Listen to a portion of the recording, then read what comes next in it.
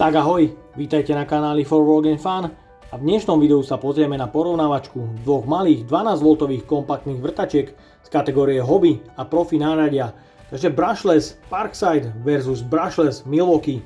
Poďme na to, otestujeme si ich.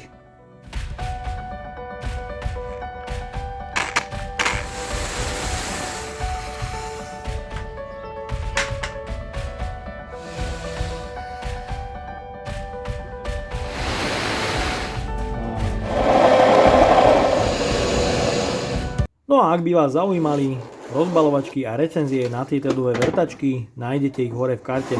Ak sa pozeráte po nejakej malej kompaktnej vrtačke, mám tu pre vás dva typy z kategórie Hobby a Profi náradia v cene od 65 € za Parkside Performance a 200 až 300 € u modelu Milwaukee. Takže 12V systém u týchto malých kompaktných vrtačiek je u obidvoch modelov celkom podarený. Milwaukee podporuje 2Ah, 4Ah a 6Ah batérie. Tu 6 ale nemám. U toho Parksideu môžeme použiť 2Ah baterku alebo 4Ah baterku. Takže je to tu o niečo slabšie, ale myslím, že tie 4 baterky sú absolútne postačujúce. No a čo sa týka nabíjania, nabíjačka Milwaukee rozpozná prehriatý alebo poškodený akumulátor. Sú tu otvory pre montáž na stenu. Je to 55W nabíjanie, 3A. Malú 2Ah batériu nabije za 40 minút. Veľkú 4 baterku nabije za 80 minút. Parkside Model Performance tu má taktiež nabíjačku, ktorá dokáže rozpoznať poškodený alebo prehriatý akumulátor. Sú tu taktiež otvory pre montáž na stenu. Je to 50W nabíjanie 2,4A. Znamená to, že malý 2Ah akumulátor vám nabije za 60 minút a veľkú 4Ah batériu nabije za 120 minút.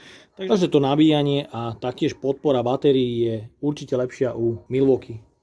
Takže čo sa týka spracovania a ergonómie, môžete vidieť, sú podobne spracované. Tá ergonómia u Milwaukee je na vynikajúcej úrovni. U toho Parksideu je ale tá ergonómia myslím, že na veľmi dobrej úrovni. Jediné, čo mi v porovnaní s Milwaukee vadí, je spínač, ktorý dosť veľmi vchádza dovnútra. A má tu pogumovanie, ktoré sa časom určite opotrebuje. A keďže tlačítko zachádza veľmi dovnútra, ak sa opotrebuje to pogumovanie, spínač určite nebude fungovať. Čo sa u Milwaukee stať ale nemôže, pretože spínač je plastový a nie je citlivý na opotrebenie. No a čo sa týka parametrov, u obidvoch modelov je použitý moderný brushless motor. U Milwaukee je tu motor Power State, ktorý má na prvej rýchlosti 450 otáčok, na druhej rýchlosti je to 1700 otáčok. Maximálna sila s 2Ah batériou 37 Nm. Ak sa použije väčšia 4Ah batéria, je tu maximálna sila 44 Nm. Je tu 400 otáčok na prvej rýchlosti a 1400 otáčok na druhej rýchlosti a maximálna sila 30 Nm. No a výrobca neuvádza zvýšenie sily, ak sa použije väčšia 4Ah batéria. No a čo sa týka spracovania, je to myslím, že veľmi podobné u obidvoch vrtačiek. Sú tie dizajny dosť podobné, taktiež veľkosťou sú podobné a taktiež tvarom sú dosť podobné. Je tu ale rozdiel, môžete vidieť, Milwaukee používa skľúčovadlo do 13 mm, Parkside tu má skľúčovadlo do 10 mm. Skľúčovadlo Milwaukee 1700 otáčok.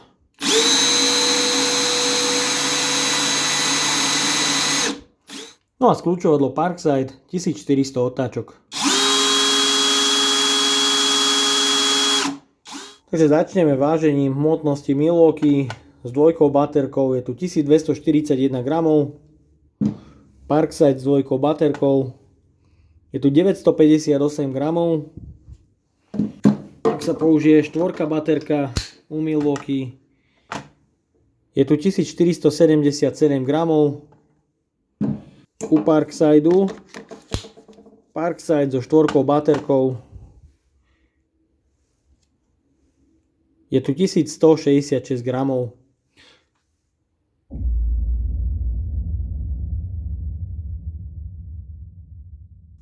Takže pripravil som si malinké skrutky a idem vyskúšať minimálnu silu na spojke u obidvoch modelov. Sú tu ale rozdiely. Milwaukee používa elektronickú spojku a Parkside Tu má klasickú mechanickú spojku. Začnem s verziou Milwaukee.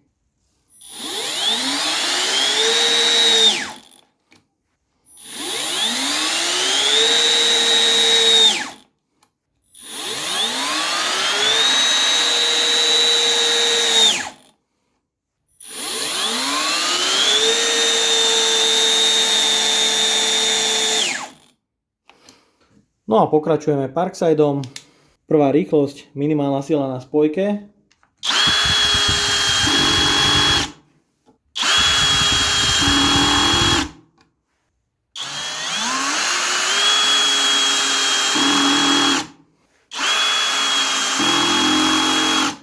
Takže vyskúšame tú prvú skrutku dotočiť na 7. nastavení. No, stále málo. Ja mu šupnem rovno nejakú 17.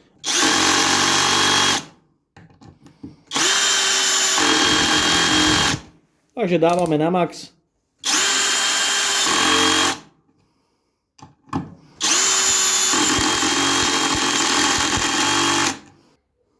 Takže videli ste nastavenie sily na spojke u obidvoch modelov.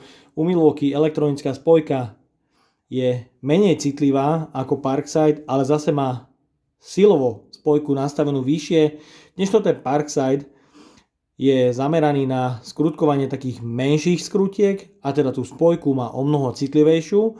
Maximálna sila je ale príliš nízka, pretože na spojke nedokáže zaskrutkovať skrutku 3,5 x 50 alebo 60 mm, čo si myslím, že je veľká škoda.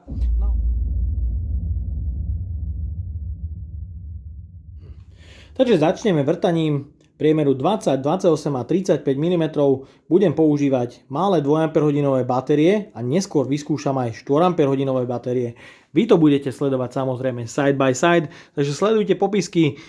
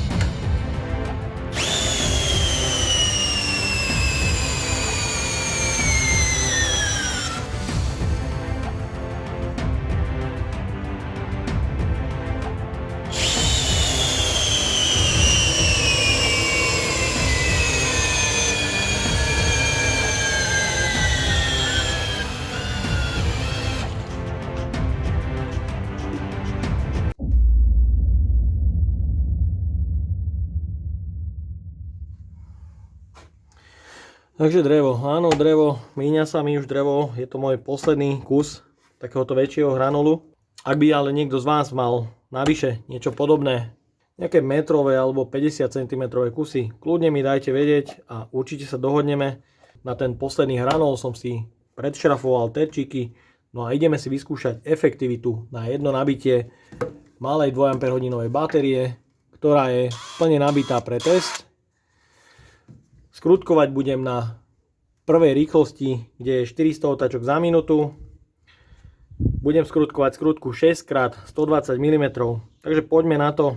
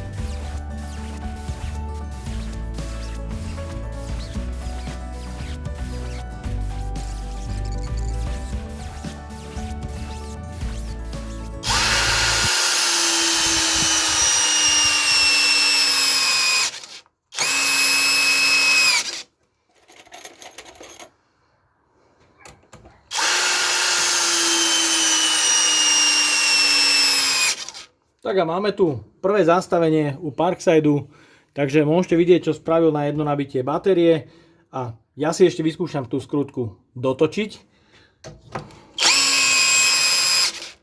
Takže budem to považovať za konečnú a môžete vidieť akumulátor posledný level. No a ideme si odmerať teploty. Beriem batériu, no tá sa zdá byť o hodne teplejšia. Takže na batérii zhruba 45 stupňov. Telo vrtačky niekde okolo 35 stupňov, čo si myslím, že je veľmi dobré. No a prázdnu 2 Ah batériu s teplotou zhruba 40 až 45 stupňov dáme na nabíjačku a môžete vidieť, krásne sa bez problémov začala nabíjať.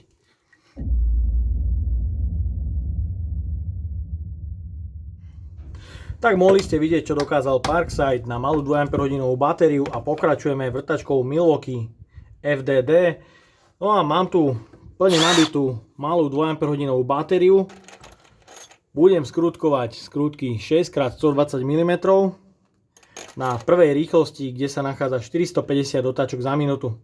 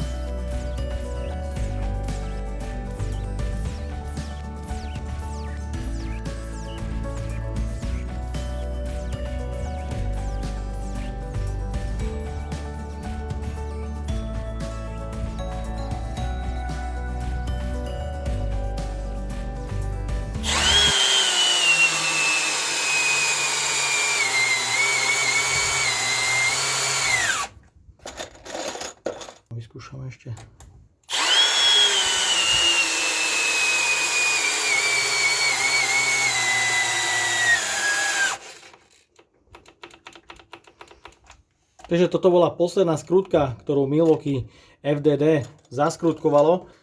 Môžete vidieť akumulátor Milwaukee 2 A, vybitý do nuly, takže ideme merať teplotu.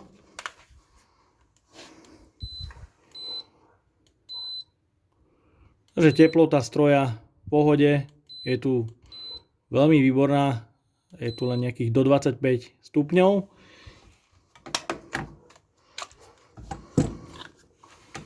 Meriame si batériu. Na baterke taktiež do 45 stupňov. Vonkajšia teplota je okolo 5 stupňov Celzia. No a vyskúšame si batériu dať do nabíjačky. No a nabíjačka bez problémov začala nabíjať.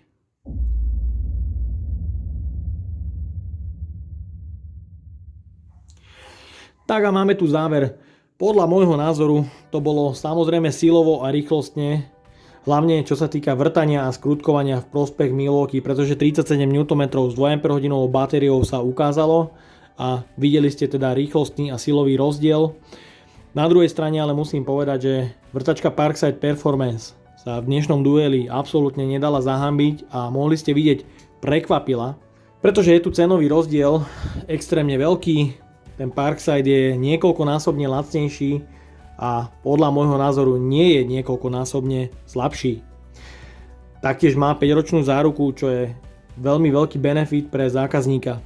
Test efektivity na jedno nabitie malej 2 Ah batérie dopadol v prospech, a je to prekvapenie aj pre mňa, v prospech Parksideu, pretože zaskrutkoval 92 skrutiek 6x120 mm rýchlosťou 400 otáčok za minútu.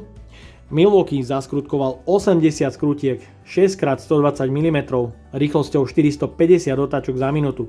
Takže v počte skrutiek máme víťaza Parkside, ale ak zoberieme do úvahy práve ten parameter, a to sú otáčky na prvej rýchlosti, je to absolútne vyrovnané. Keďže si vynásobíme 80 kusov skrutiek krát 450 otáčok, máme tu rovných 36 000 otáčok na jedno nabitie 2 Ah batérie. Ak ale zrátame krutky Parkside 92 x 400 otáčok, máme tu 36 800 otáčok u modelu Parkside Performance. Takže tento duel v otáčkach je absolútne vyrovnaný. Avšak skrutiek zaskrutkoval Parkside o 12 kusov viac a 13 sa mu nepodarilo doskrutkovať, takže tu mu nerátam. No a to rozhodnutie, ktorá z týchto 12V vrtačiek hobby versus profi je víťazom, nechám samozrejme na vás. Napíšte mi to dole do komentáru. Ak by ste chceli vidieť rozbalovačky na tieto dve vrtačky, nájdete ich hore v karte. No a ja dúfam, že sa vám dnešné video páčilo. Ak by ste ma aj vy chceli podporiť finančným príspevkom, dole do popisku vkladám link na PayPal Donate. No a odo mňa je to na dnes všetko. Ak sa vám dnešné video páčilo, dajte like, potvrďte odber a zvonček, aby vám už neušlo ďalšie video. Ahoj.